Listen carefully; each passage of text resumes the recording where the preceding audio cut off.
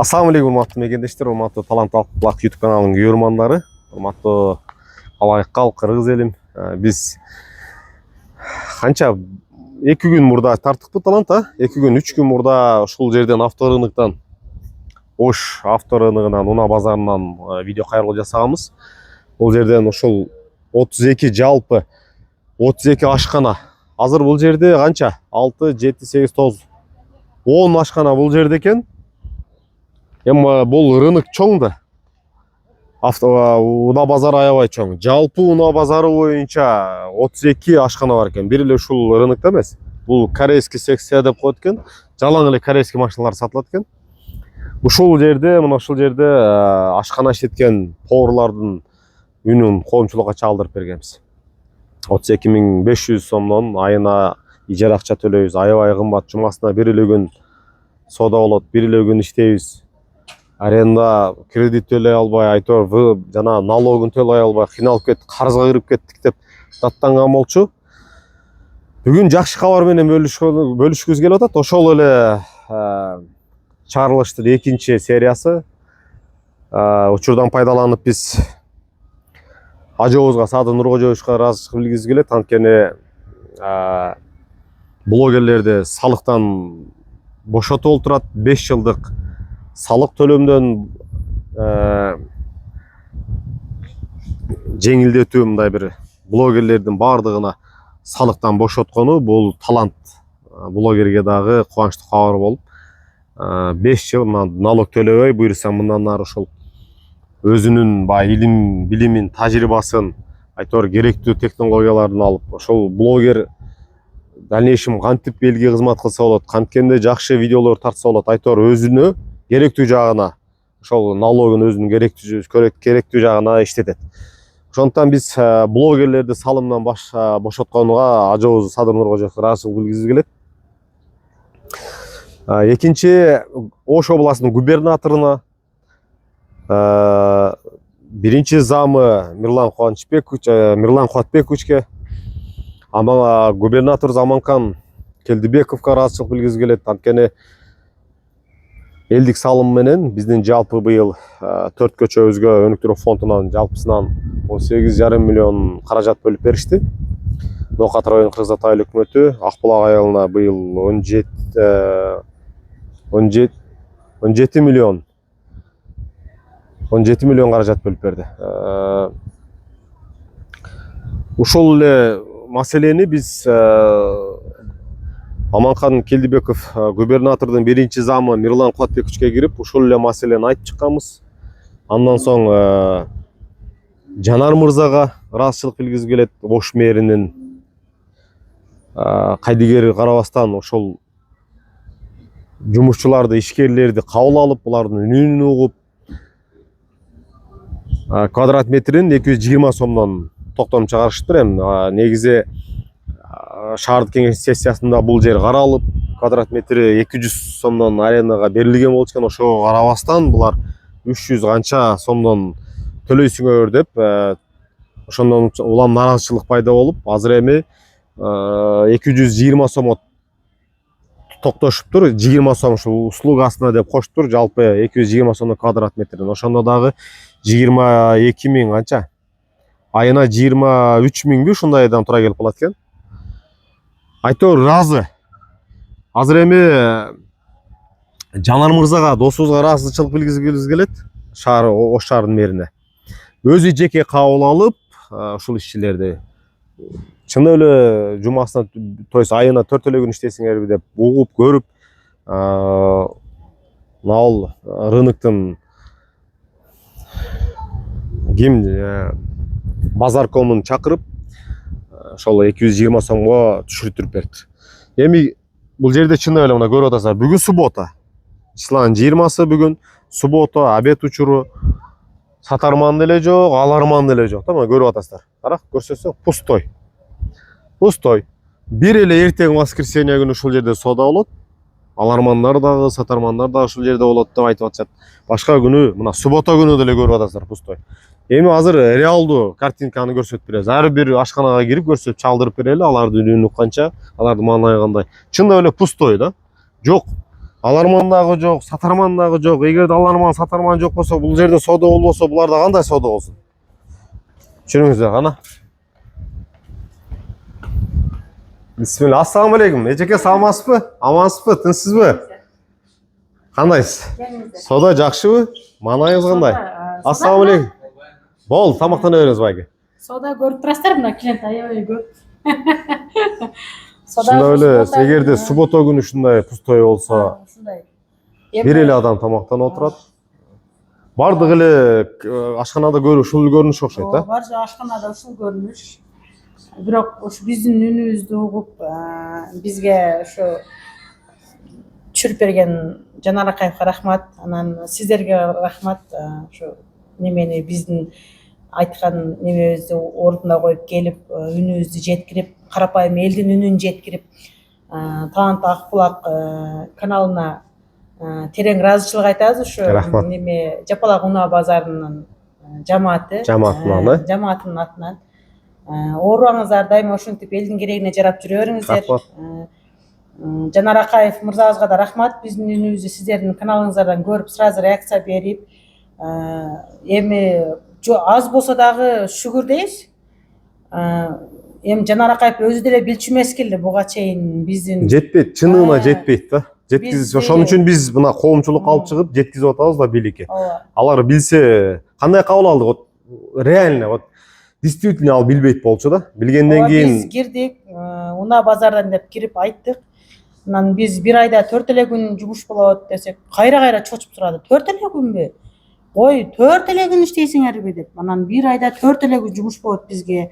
Анан биздин арендабыз ушундай десек, анан сразу эле саат 3-тө директоруңарды чакырып сүйлөшөбүз деп.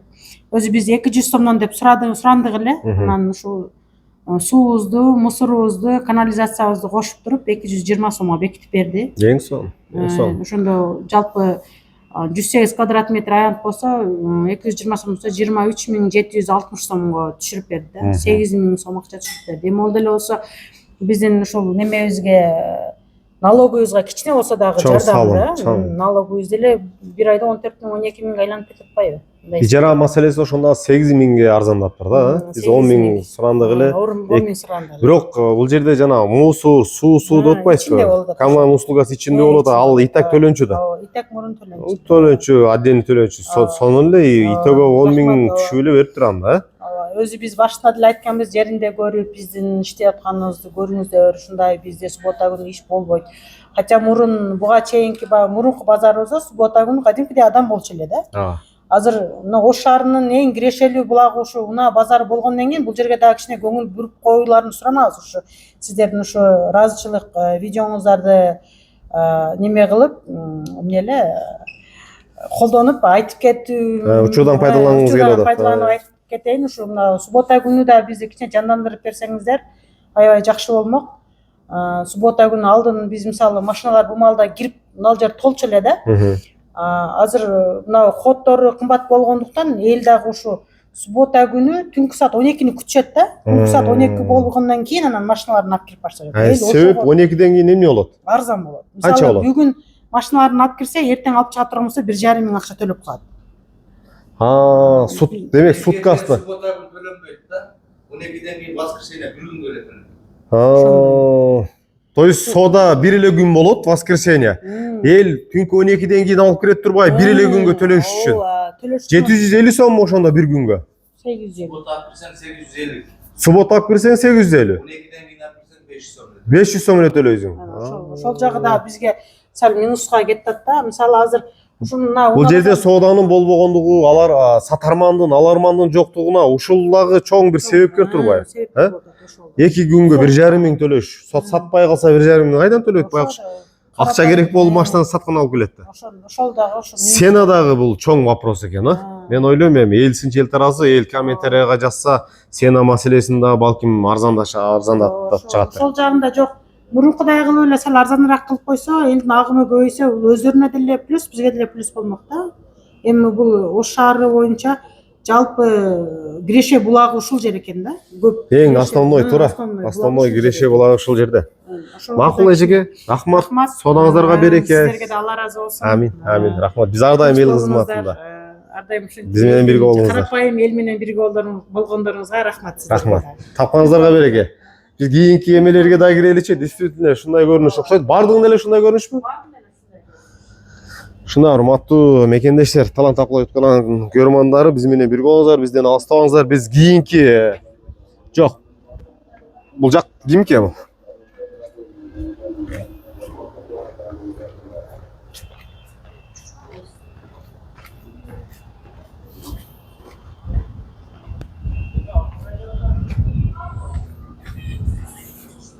Ассаламу алейкум. Тамагыңыздар таттуу болсун. Эжеке бар, апа барбы? Ким сүйлөп берет бизге?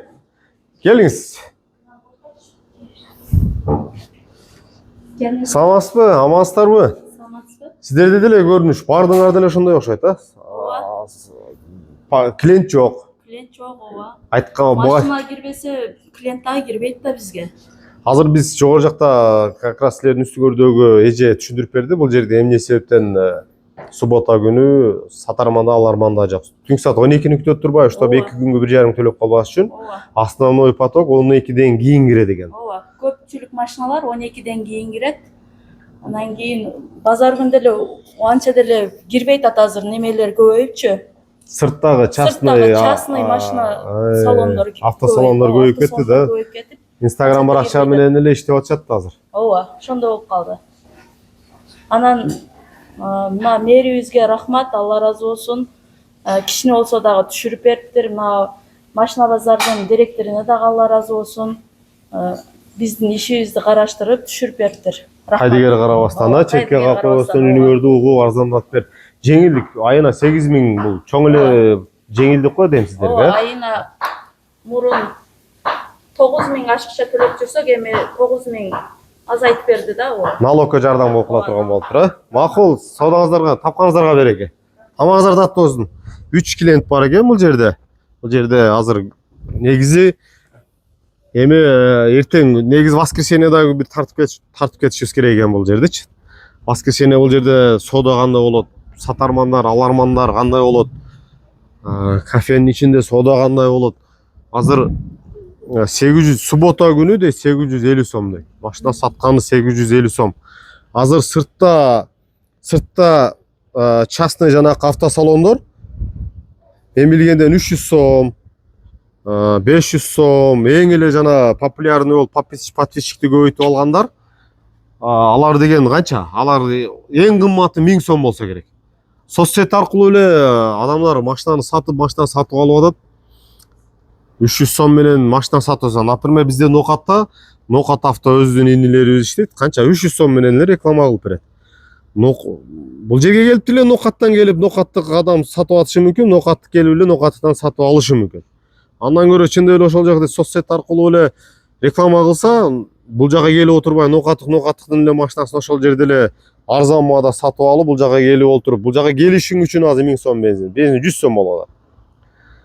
Бул жерге келип 2 күнгө 1,5 миң төлөө. Действительно бул жагы эл бекерден бул жака келбей аттыр да. Демек бул жак действительно кымбат да. Эже, саламатсызбы? Нар жакта бирөөсүндө 1 клиент бар экен, бирөөсүндө 3 клиент бар экен. Сизде эч ким жокпу? Ушундай базар суббота күнү клиент болбойт. Алла. Ушундай да. Жөнөкөй күндөрүчү 1-2-3 4 күндөрү кандай болот? Жок, клиент эч ким келбейт.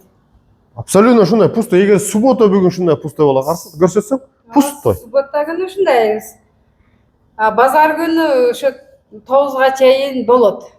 Неме 9дан кийин уже кичине 2 сааттан кийин уже башталат. Андан кийин саат 3төн кийин кайра неме болот. Адам аз болот. Сиздер буга чейин кайрылуу жасаганыңыздарда биз кеч келип тартканбыз, анан ичин кирип көрүп тарткан эмеспиз да. Действительно мында азыр бүгүн суббота күнү пустой турсаңар, ашканда да клиент жок болсо, чындап эле кантип иштеп атасыздар бул жерде? Эми ошону бир айда 4 күн болсо деле, эми ошону үйдөн кичине топтогон акчаны кошуп, ушундай арендага берип атабыз.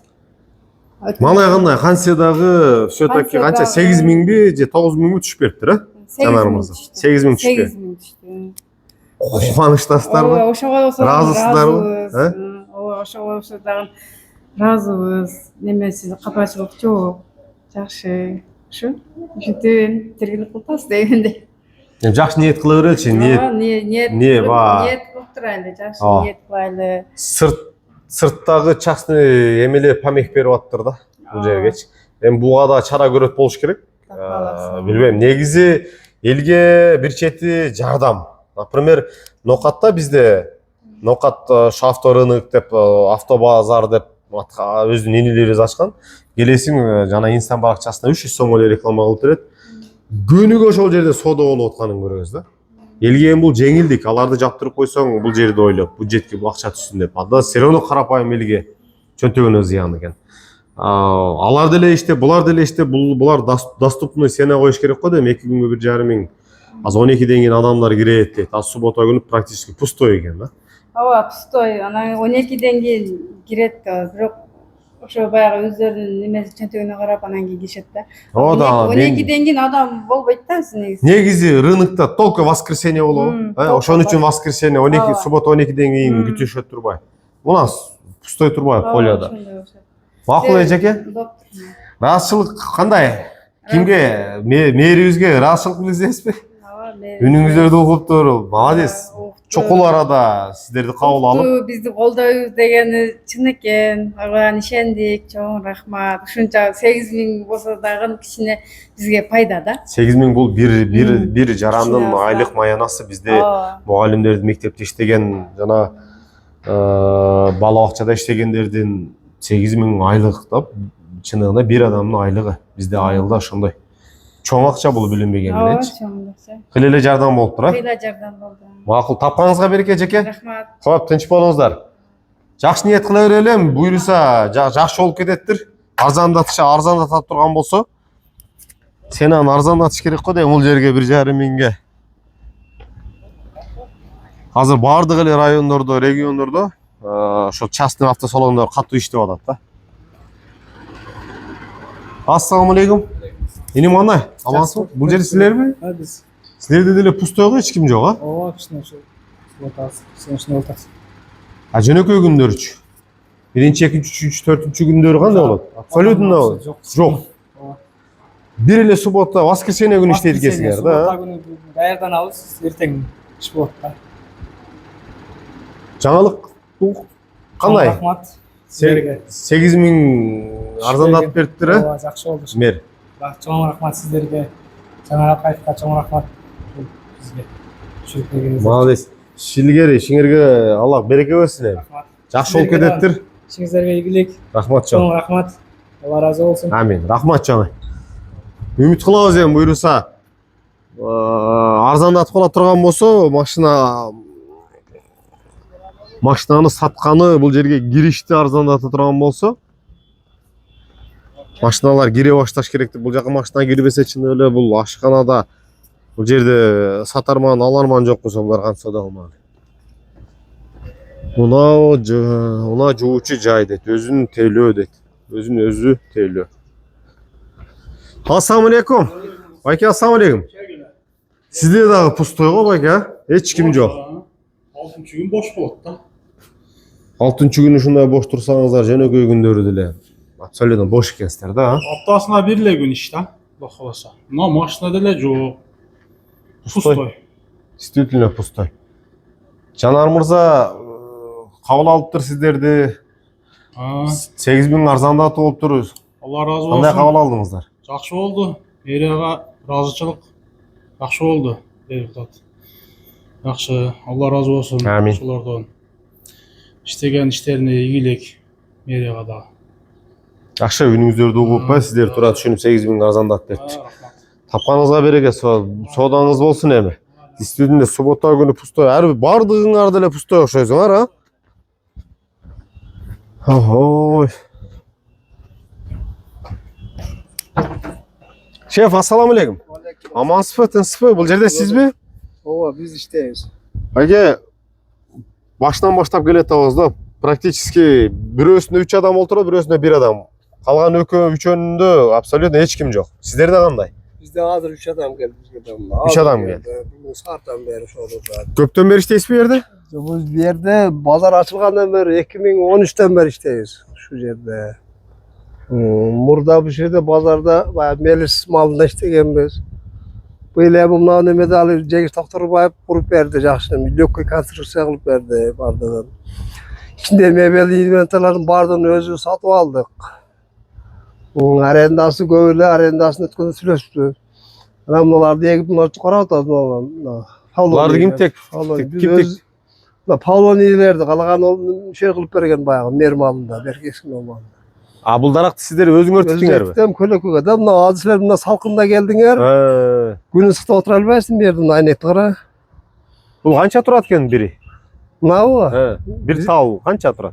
Bir göçet bizden nereden sentrden alganbız nereden? Aha. 300 sınırdan alganbız. Arzan elegen ha köçöt. Bunda arıklı var Bul eken. jamан өсөт турбайбы бул? Бул bir жылда эле укмуш өсүп мына жерде этен сонун салкындатып коет. Şu mına bıyıl Mart'ta, May'da, April'de ektik şu göçet şunca oldu. Өтө сонун, өтө сонун. Жакшы. Ишкерде кандай? Азыр 3 эле адам пустой сиздики да. Pustoy vardılar şu. Көз бул себеби эмнеде? Мына пустой турат. Караңыз. Pustoy turganın sebebi bilmedim emi. Bazarda maşlı je altın aleginde adamlarda akça kaçkan malı, je salonlar köp açılıp ketti. Şunu oldu da buna kurup verdi, men lökü kasırlar kurup verdi. Biroq şart jakşı bolgonu menen adam jok boldu da. Hem bardın girip bir yaka çakır albaysın da gel, bir yaka gel de gelmeysin da. Макул, байке. Тапканыңыздарга берекем. Жакшы үмүт кыла бериңиздер эми. Жакшы болуп кетер. Балким сиз айтканда азыр эми мөртү сезонуна дейин десең, мөртү сезондон деле чыктык да. Мөмө жемиштер бышты. Эгин тигин бышып, уже соода сатык башталды. Bizge hem başında aytılgan nemede bu nerede birinci kurup atkanda günnege pazar bolat degen. Bir cumada cumaya pazar bolat degen. Жеңишбек Токторов, эгерде балким эми саясат ушундай нерсе экен да. Ал жумуштан алынбай турса бул жерде көп өзгөрүштөр болмок экен. Ал инсан болот эле. сырткы частный жанакы автосалондорду жаптырып, баардыгы ушул жерге алып келип тыгып, соода бир эле ушул жерде болсо, бюджетке да акча түшүп силердин да ишкер болбой экен. Азыр эми сыртта частный салондор жабылгандар кайра ачылып иштеп аткан турбайбы? Ооба, Cengiz Toktorov'un iştegende hem söz жок, жакшы иштеди, nerede жакшы бүтүрүп берди. Бул жерде соода болбой койгонун бирден бир себеби ошол. Автосалондор частный сыртта иштеп аткан. Экинчиси, мен түшүнүгүм боюнча бул жер аябай кымбат экен да. Суббота воскресенье 2 күнгө 1,5 миң. 1,5 миң сом, 2 күнгө аябай чоң сумма да. Акча керек болуп сатканы келет бул жерге. Анан 1,5 миң кайдан төлөмөк? Burada aytышка оңой болду. Şu bizdiki de ошо 1,5 миң. Gününde nime esitip Сата албай kalganda. калса байкуш кантет. Машинасына алып чыгып кете албайт. Алып келсең эле заматта сатылып кетпейт. Бул ошол экинчи маселе ошо бул жер кымбаттык. Ошондо күнүнө 1,5 миңден туура келип калат да. Суббота күнү 800 дейби? Subota günü kaç yersen? Subota günü 350, воскресенье 550 сом. 2 günge. 2 күнгө 850. Porter mi? 6. pazar günü koşunda eken da. Жеңил машина бир ара арзаныраак, грузовойлордо портерлер кымбатыраак. 1,5 миң 2 күнгө деп атат. Ал кайсы машинага? Narıklar emesmi, narık pazar emesmi? Бирдей эле. Анда 2 күнгө 1,5 эмес. Анда 350, 550, 850 2 күнгө турбайбы, 850. 850 болсо өзү вроде бы нормальный эле андачы. Jo satılıp kalsa normalde ele günde satılır. O bir hafta turup kalat, bir ay turup kalat. Жерine getirir de. Ошондо бүгүн суббота күнгө 350 болсо, Ertenki эртеге воскресенье күнгө 500. 450. 450 ama Воскресенье 500 mü? 500 gün. 2 күнгө 850. 2 күнгө 850 нормальный эле. Жөн күндөрү 50 сом. Анда баш. 50 сом. Жөн күндөрү 50 сом болсо, киресиң, сатасың 50 сом эле акча алат. Болду. Жөн күндөр 1-2, 3, 4, 5 күн 50 сомдон. Pazar mes günleri 50 somdan. Анда жакшы эле бак экен анда. Jo onda murun bekar ele 15 minutта girip çıkana bekar onu çok kılıp koydu. Hazır hem 50 somdan balı 6. pazar günden çıkan ana bizge buna Эми чем сыртта мыйзам бузуп көчө бойлоп коюп, пробка создавать этип, анан ал жактан жана ураган менен 1,5 миң, азыр канча неправильный парковка 1000 сомбу? 1000 сом, 1000 сом штраф алып, же укатып жүктөп кетип калса 5000 штраф салгыча бул жака кирип, эч кимге мушат бербей, тыгын создавать этпей ушул жерге кой 50 сом берген. Андан соң кирип мына жерге кой, кирип тамактан, машинаны көр, сат, кетип кал. Бул жакшы энди, шарт сонун түзүлүптүр. Мен 1,5 миң 2 күнгө. Суббота воскресенье 2 күнгө 1,5 миң деп түшүнүп алып турмун да. Бая башында бул жактан эже 2 күнгө 1,5 миң деген, анан 2 күнгө 1,5 миң действительно кымбат да. Анда 2 күнгө негизги основной сатуу соода боло турган күн суббота воскресенье болсо 2 күнгө 400 сомдон 850 сом эми. Bir gün 350 суббота, 500 сом воскресенье. Нормально эле ба? Жөнөкөй күндөрү 50 сом болуп атпайбы? Азыр базар кабы жолдун боюна бир жерге кире калайын деп токтосоң келип 40 сом бер деп атпайбы? Ооба, наркы базар. Наглый эле келип туруп, анын алдына бул рыноктун алдына бүт шарты менен 50 сом, сонун эле. Просто демек частный салондордун сыртта көбөйүп кеткендиги анан жана Instagram баракча менен соцсеттерде соода болуп атпайбы? Ошолор помех берип атыптыр да, значит. Эл сыртта соода кылып бул жерге келбей калыптыр да. Азыр бензин кымбат, чындап эле Бар жак нокаттан болот да. Нокаттык келип туруп ушул жерден бир нокаттыктан эле машина алып кетет да, Ошко келип соода. Азыр соцсет аркылуу ошо Нокат автоунаа базары деп Instagram баракчада ошол жакта эле соода болот. 200 ал жакта 300 сом, 300 сом менен соода болот. Базар курулат. 1000 сом бензин куюп келип отурбайсың. Ана трассаны билет эле, баягы асфальт баспай бузулганда пробка болот эле, ондан соода болот эле, пробка көп болот. Азыр эми базар жакшыдан куруп берип койду. Соода жок. Шундай урматтуу мекендештер, урматтуу Талант Акбулак YouTube каналынын көрөрмандары, бизге катталып, лайк басып, комменттер, ой пикириңиздерди, сунушуңуздарды жазып кетиңиздер, биз менен бирге болуңуздар. Биз ар дайым эл кызматындабыз. Терең ыраазычылык билгизебиз дагы бир жолу. Ажообузга блогерлерди салыктан бошотконуна, Ош губернатору Аманкан Келдибековго, бизге өнүктүрүү фондунан биздин ошол талант жана Акбулак айылына жасалып аткан 4 көчөгөн 7 миллион акча бөлдүрүп бергенине себепкер болгон анын кызматкери биринчи замы Мирланбек Кубатбековичке ыраазычылык билгизебиз. Жанар Акаевга, Ош мэрине ыраазычылык билгизебиз. Ишкерлердин үнүн угуп, туура кабыл алып, квадрат метрине 220 сомдон алып түшүрүп берип, 8 миң жеңилдик, бул чоң сумма да, 8 миң. 32 ашкананын ошо ижара акысын 8 миң арзандатып берди. Элдин үнүн жеткизип, элдин үнүн аларга элдин үнү жетип, кабыл алып Жанар мырза кайдыгер карабастан эл менен бирге болуп, эл үчүн иштеп аткандыгын далилдегенине терең ыраазычылык билгизибиз келет. Жакшылыкта учурашалы, биз менен бирге болуңуздар. Ассаламу алейкум.